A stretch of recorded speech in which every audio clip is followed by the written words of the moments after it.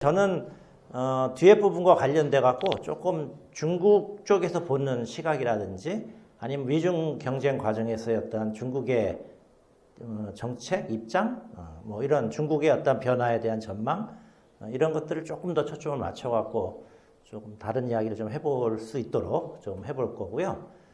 뒷부분에서는 이제 한중 관계나 한반도, 중국과 한반도 관계에 대해서 좀 말씀을 드리도록 하겠습니다.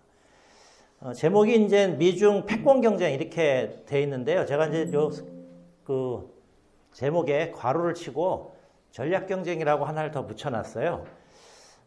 사실은 그 연구자들도 그렇고 이 부분에 대해서 미중 관계가 경쟁이다라고 얘기하고는 있지만, 그리고 이제 세계에서 국력으로 첫 번째 그리고 두 번째가 되는 나라들끼리의 경쟁이기 때문에 사람들이 이 경쟁은 패권 경쟁이다 이렇게 연상들을 많이 합니다. 그래서 이제 이런 표현이 쓰이는 것도 무리는 아니지만 엄밀하게 따지면 지금 미중 관계가 본격적인 패권 경쟁 단계로 들어섰느냐 이렇게 얘기하면 그렇지 않은 것으로 보는 견해가 대부분인 것 같습니다.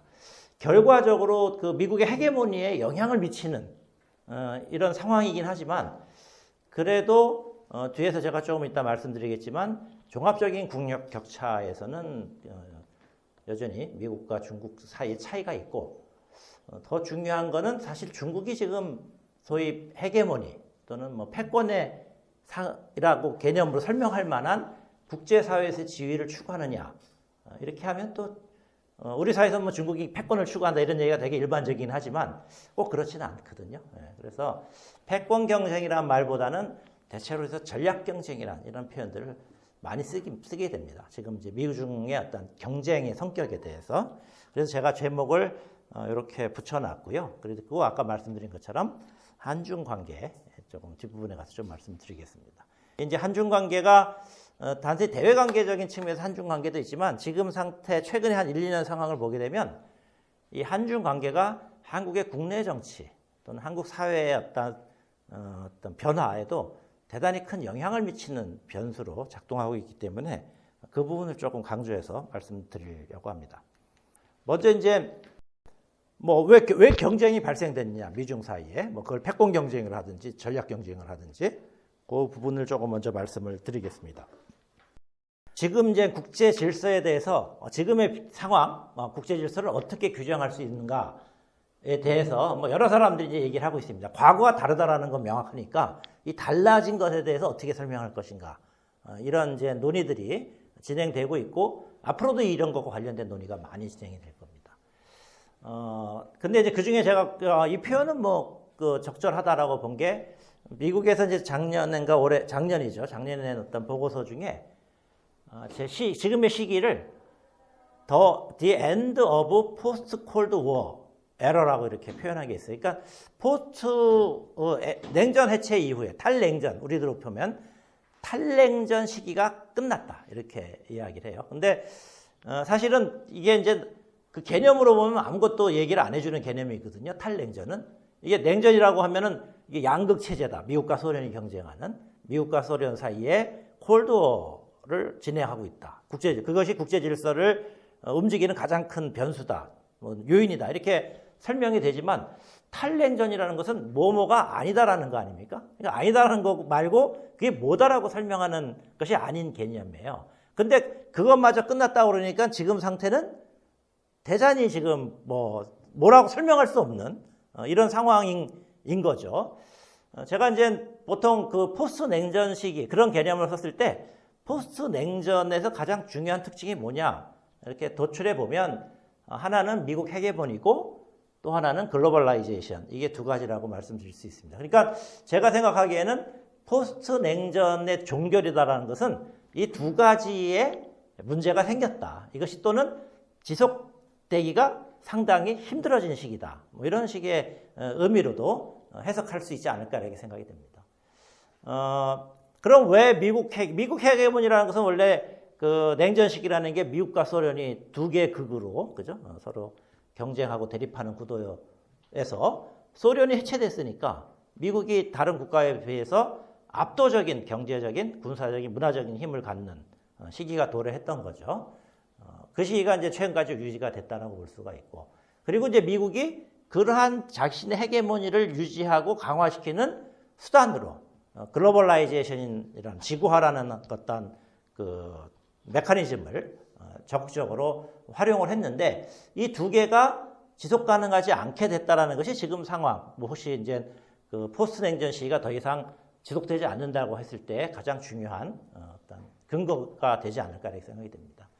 먼저 뒷부분 얘기를 먼저 하면은, 글로벌라이제이션이 대단히 90년대 이후로 되게 전 세계 어떤 경제적 변화를 이끄는 중요한 메커니즘이었는데, 이거는 분명히 퇴조되고 있죠. 그래서 퇴조의 뭐 양상으로 많이 얘기하는 것이 그 무역 증가율이 2차 대전 이후에 세계 경제 성장률보다 항상 높았는데, 이것이 이제 최근에 이렇게 경제 성장률보다 무역 증가율이 낮아지는 변화들이 발생했다라는 겁니다. 근데 이제 이것은 단순히 우연은 아니고, 이 글로벌라이제이션에 대해서 주요 국가 내에서의 불만과 저항들이 강화됐기 때문에 이런 결과가 나온 거죠. 예를 들면은 영국에서는 블랙시트가 있었고, 미국에서는 그 트럼피즘이라고 해서 트럼프가 미국 일방주의를 되게 강화시키고 보호주의적인 그 무역 정책들을 강화시키지 않았습니까? 그러니까 그 글로벌라이제이션에서 가장 혜택을 정치적으로나 국제 질서에서 많은 혜택을 보고 있다고 생각하는 이런 선진국가 따옴표 치고요. 이런 나라들에서 되게 부정적인 변화들이 발생하고 있고 보호주의적 성격이 강화되니까 당연히 이런 결과들이 나타날 수밖에 없죠. 이게 일시적이냐? 그러면 일시적이진 않죠. 그죠? 우리가 지금 최근 한미 관계에서도 문제가 되고 있는 인플레 방지법, 미국의 IRA라는 것도 사실은 따지고 보면 핵심은 제조업을 미국 내에서 하겠다라는 거 아닙니까? 핵심 제조업을. 그런 흐름들이 지금도 강화되고 있기 때문에, 물론 글로벌라이제이션의 퇴조가 과거에 글로벌라이제이션이 시작된 이전 시기로 전 세계가 돌아가는 거다 당장 그렇게 얘기할 수는 없지만, 이것이 세계의 변화를 이끄는 주된 메커니즘으로는 대단히 지금 그 영향력이 줄어들고 있고, 이것과 상반되는 경향, 보호주의적 경향, 그죠? 이런 경향들이 되게 경쟁하는 이런 글로벌라이제이션의 추세와 경쟁하는 상황이 도래했다라는 겁니다. 이게 이제 미중 관계에도 이런 변화들이 이제 진행되고 있습니다. 뭐 주요 국가들에서 그럼 왜 이 글로벌라이제이션에 대한 부정적인 태도가 증가했느냐? 그거는 뭐 지금 제가 말씀드린 것처럼 사실 미국이나 영국이나 이런 데에서 글로벌라이제이션 그 추세 속에서 대단히 이제 그 불평등이 심화가 됐죠. 그렇죠? 미국 같은 경우에는 특히 이제 화이트 백인들 이런 사람들이 그 실업률이 증가하고 실업이 증가하고 소득이 감소하고 이런 문제들이 발생했습니다. 두 번째는 이제 그 미국 헤게모니의 문제가 생긴 거죠. 미국 헤게모니라는 게 탈냉전 시기에 사실은 중국도 글로벌 질서와 관련돼서는 미국에 당연히 협조하는 이런 그 정책들을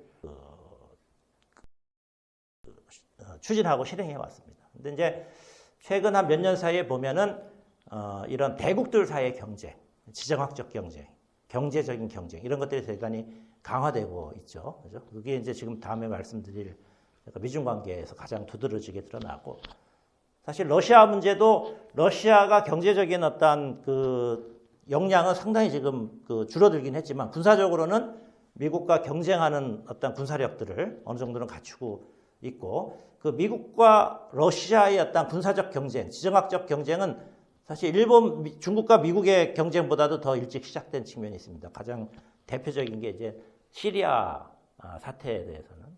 시리아가 결국 아사드 정권이 무너질 것처럼 초기에 보였잖아요. 미국도 아사드 정권에 대한 제재와 군사적인 어떤 압박들을 했는데, 아사드 정권이 살아난 여러 가지 이유가 있겠지만 그중에 하나는 어쨌든 러시아의 지원이 결정적이었고, 그런 사태가 있었기 때문에 사실은 우크라이나 전쟁 이전에 이미 그 미국과 러시아의 간접 전쟁은 저는 이미 시작됐던 상황이다 이렇게 봅니다. 그것이 이제 우크라이나 전쟁까지 이어진 거고요.